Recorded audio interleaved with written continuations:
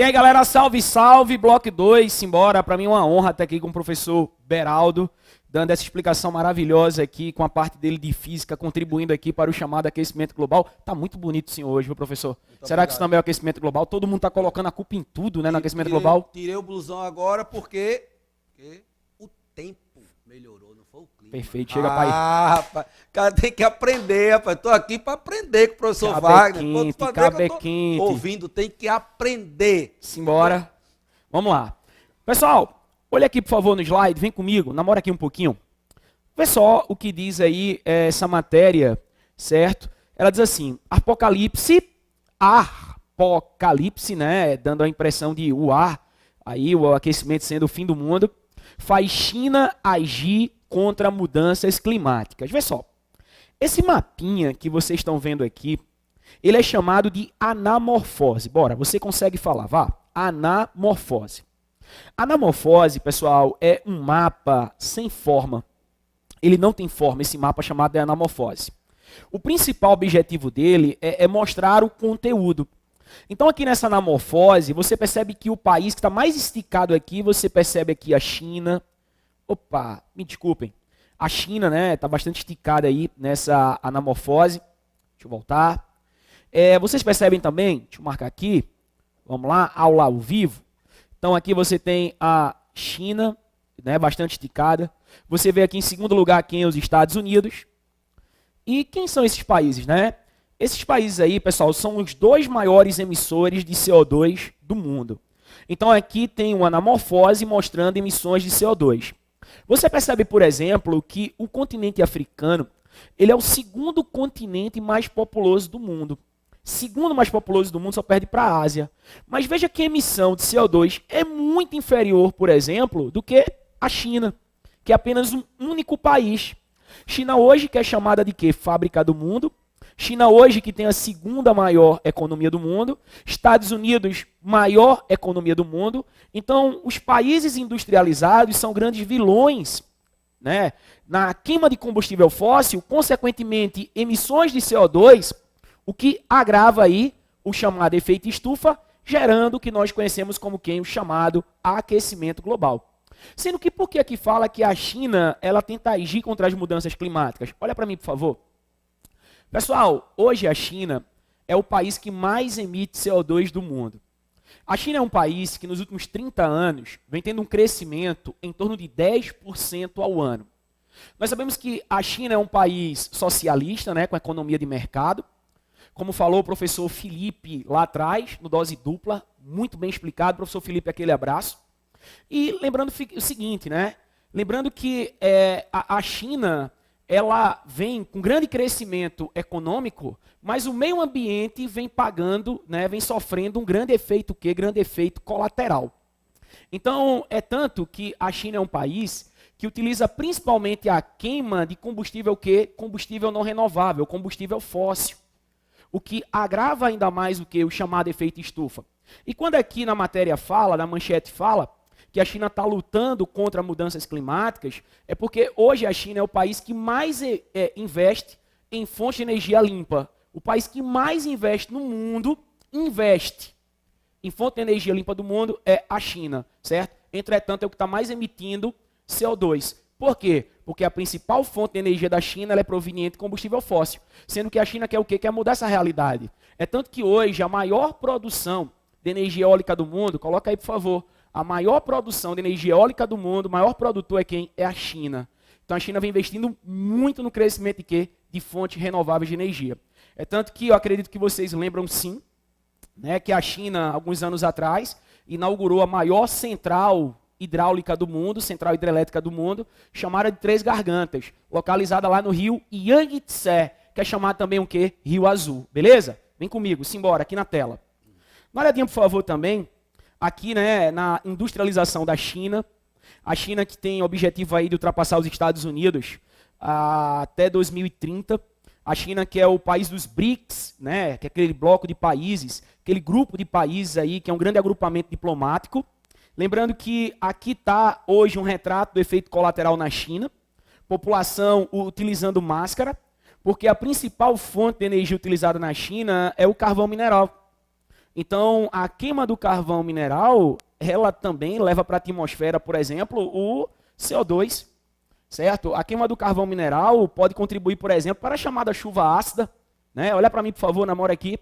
Chuva ácida, né? A queima de combustível que libera SO2, NO2, dióxido de enxofre, dióxido de nitrogênio, promove quem? A chuva ácida. Hoje, por exemplo, essa queima de carvão libera uma grande quantidade de fuligem. A população chinesa, inspirando essa fuligem, se instala no cérebro, se instala no pulmão e vem provocando, né, uma grande morte súbita. Então, segundo o governo chinês, claro, que as manchetes também são distorcidas, né, eu acredito que é uma quantidade muito maior, mas segundo o governo chinês, certo? Hoje, em torno de 50 mil pessoas morrem por ano de morte súbita devido ao ar poluído na China, né? Inspirando o quê? Fuligem de carvão. Dentre as cidades mais poluídas do mundo, mais da metade se encontra o quê? Na China. Beleza, pessoal? Tranquilo? Então, a queima do combustível hoje vem agravando ainda mais quem? O efeito estufa. Lembrando que o efeito estufa é joia, velho, é maravilhoso. O problema não é o efeito estufa, o problema é o quê? O problema é o agravamento do efeito estufa, né? Aí você pode dizer assim, não, mas vivemos num período interglacial. Massa, velho, massa, meu irmão. Vivemos sim num período interglacial. Então é normal, Wagner, que esteja o quê? Mais quente, sendo que a temperatura ela está se elevando num ritmo muito mais rápido do que o quê? Do que deveria. Então esse é o grande problema, essa é a grande preocupação de quem? Dos cientistas, beleza? Dá uma olhadinha, por favor, aqui também, nessa parte aqui, que mostra a construção dessa mega hidrelétrica, que é a hidrelétrica de Belo Monte, que vem sendo construída no estado do Pará, né, na cidade de Altamira. Aquele abraço ao pessoal que nos acompanha no estado do Pará, muito obrigado, certo? E dá uma olhadinha que hidrelétrica, professor Beraldo, também pode contribuir aí para o fenômeno do aquecimento global? Será, né? Porque falam tanto que a hidrelétrica é energia limpa. Será que ela é totalmente limpa, né? Porque isso aqui foi questão do Enem, né? E o Enem tratou isso aqui não como energia totalmente limpa, mas que também polui e também pode ajudar o que aí no chamado aquecimento global, né? Pode agravar aí o efeito estufa. Se eu tenho alguma coisa para falar aqui sobre essa hidrelétrica aí de Belo Monte? Interessante. De um modo geral, a geração de eletricidade. No Brasil, a matriz energética, uma média de 80%, é energia proveniente das hidroelétricas. Ou seja, é muito interessante, eu digo ao pessoal isso, quando você tem uma hidroelétrica, quanto é que a gente paga pela água? Nada. Uma eólica, quanto é que eu pago pelo vento? Nada. Solar, quanto é que eu pago pelo sol? Nada. Então é óbvio que se eu for tirar a geração hidrelétrica, por quê? Porque não choveu o suficiente.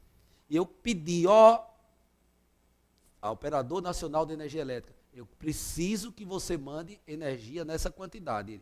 Hidrelétrica não tem, vai acionar as térmicas. Carvão, vai ter que queimar carvão. Gás natural, vai ter que queimar gás natural.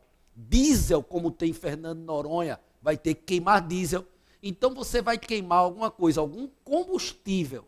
Esse combustível tem um custo. Então é óbvio que o valor da conta de sua energia elétrica vai ser ampliado. Então a conta de energia elétrica vai aumentar se continuar sem chover e a gente tem que trabalhar na hidrelétrica no seu potencial máximo. Então vamos pensar aqui, eu tenho a hidroeletricidade sendo a principal da nossa matriz energética brasileira. Isso é ótimo, nossa matriz energética é extremamente limpa. Sem contar que algumas usinas que antigamente pegavam bagaço de cana e jogavam fora, elas estão usando o bagaço de cana para gerar eletricidade. E às vezes vende essa eletricidade gerada, excesso do seu consumo, consome, ainda sobra, ainda vende para o operador de energia elétrica. Então não esquece isso. Hidroeletricidade. Qual a grande vantagem? Você não vai pagar pela água, tem que só esperar pela chuva. Quando você tem usina nuclear, feito tem na França, o pessoal tem muito medo de energia nuclear, mas alguns países não têm opção, não tem condição de fazer a hidrelétrica feito a gente pode construir aqui no Brasil. Então, a usina nuclear vai ter que ter combustível. Esse combustível é fissão nuclear. No Sol é fusão, no urânio é fissão. Quebra, aquece a água, vapor d'água, gira a turbina, energia nuclear. Problema grande, onde vai armazenar o rejeito, que o pessoal chama vulgarmente de lixo? Tem que ter um país que tenha um tratamento adequado para isso. Alguns países já têm isso há bastante tempo. Então não esquece isso. Quando a gente investe em energia eólica, quando a gente investe em energia solar, é porque ele não vai dar rejeito para a atmosfera, não vai dar gás de efeito estufa. Aí tem uma coisa interessante que você tem que ter muito cuidado na construção de uma usina hidrelétrica. É a questão da área alagada. O que é que pode acontecer, professor Wagner, se essa área alagada não for bem estudada e, de repente, o sujeito alagar uma área bem maior do que devia? Ok. Professor Beraldo, veja só, aqui eu tenho uma usina hidrelétrica, né, em construção, e é claro que tem esse problema, sim, da questão do alagamento. Um exemplo muito claro aconteceu aqui no Brasil com a usina chamada de Balbina. Balbina, uma usina localizada na região amazônica, no rio chamado Uatumã. Então ela foi construída na época do governo militar e ela teve um alagamento tão grande que ela começou a inundar várias áreas de floresta. Então a vegetação embaixo da água, ela começou a liberar uma grande quantidade de CO2.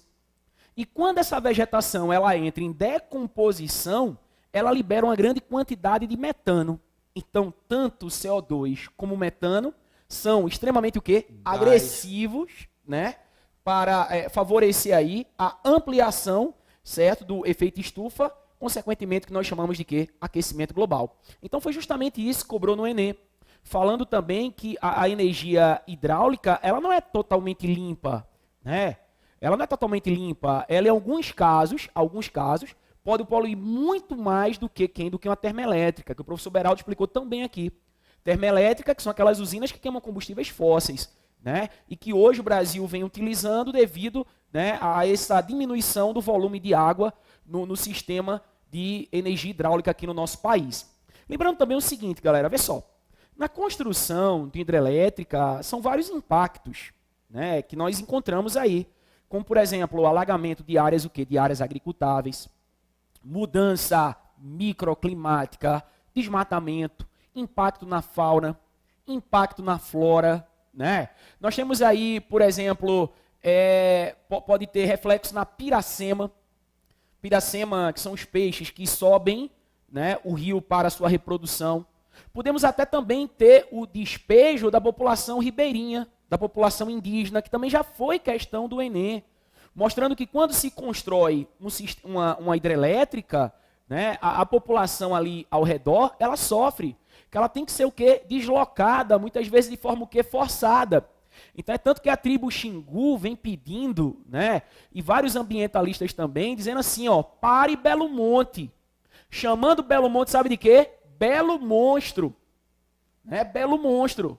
Porque essa população será o quê? Deslocada. E essa população tem uma relação histórica muito antiga com quem? Com essa região. Então são alguns impactos aí provocados por quem? Por uma central hidráulica. Beleza, pessoal? Tranquilo?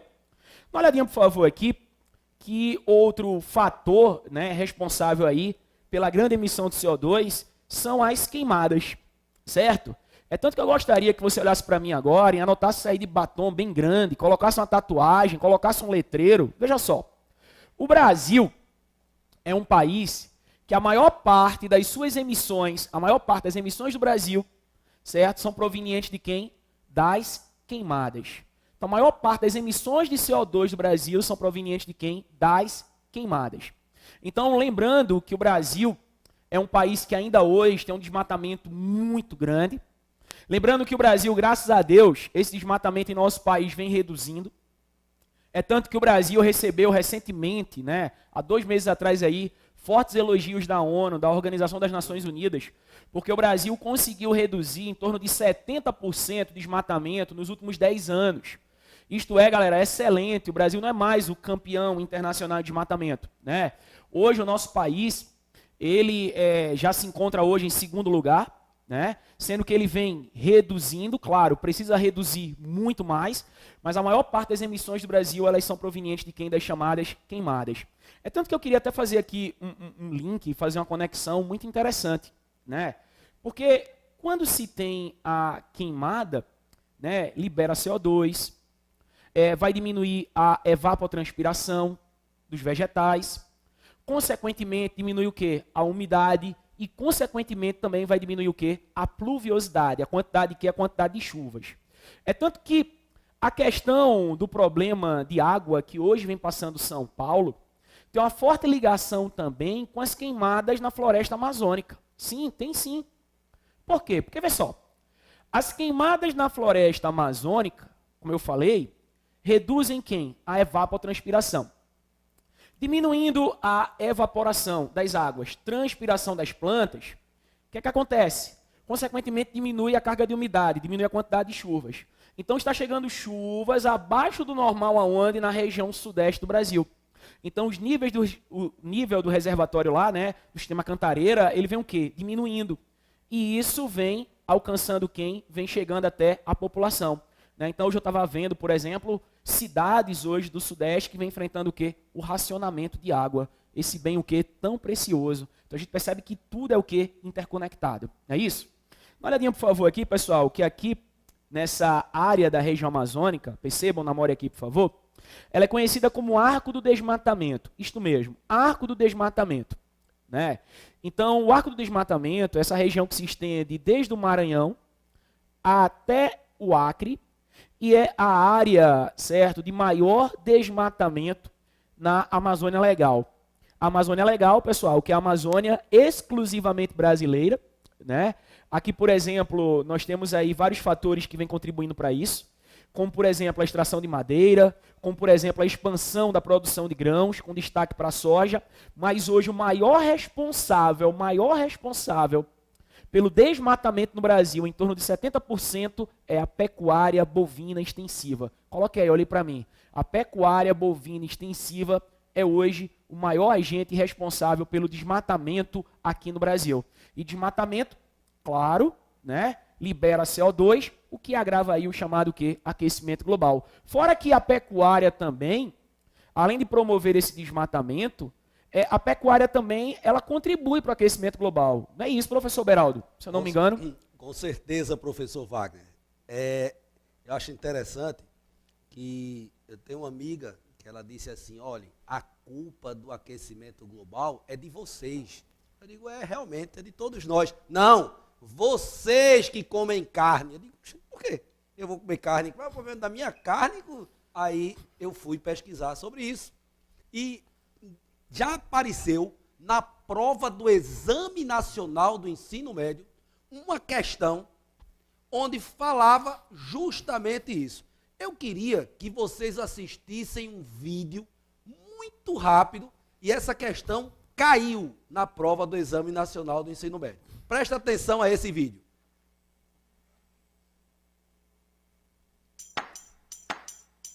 Gases da vaca igual a gás metano.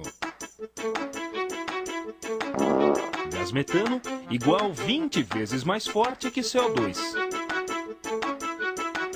Uma vaca igual a 250 gramas de metano no ar. Enquanto está passando o vídeo, eu queria mandar 1,4 bilhão de vacas no mundo, que está nos igual a assistindo. 350 mil Muito obrigado toneladas aí de pelo gás carinho, metano. obrigado pelos e-mails, obrigado aí por tudo, pessoal. Valeu mesmo, hein? 350 mil Isso aqui é pra toneladas vocês. de gás metano, Bora lá? igual Simbora, a o 50 vídeo. milhões de carros poluentes. Saldo, 16% das emissões de gases de estufa na atmosfera vem do pão da vaca.